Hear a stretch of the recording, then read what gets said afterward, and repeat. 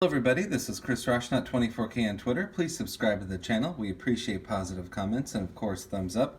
Today we're taking a look at the Tile Pro. This gives you 300 feet, which is double the original 90 meters. And what's great about this Tile Pro, we'll show you in a minute. Here's the mate, so it's a little bit smaller and a little bit thicker. This gives you 150 feet of range, 45 meters. And also the same type of goodness that this one is. Now we'll open them and show you what we're talking about.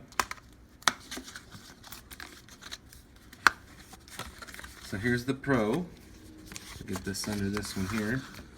And then this one's the Mate. So what's different about these and this model, I like how they package them in here. It's nice. So here it is.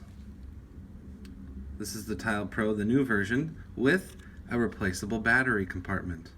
So now when the battery goes dead, you can easily pop it open, put the new battery in, and you're good to go for more tracking.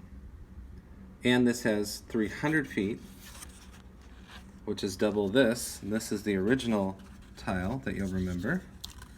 Also with a replaceable battery compartment. So before you'd have to send these in and they'd give you a discount for a new one. But now you can replace the battery all on your own.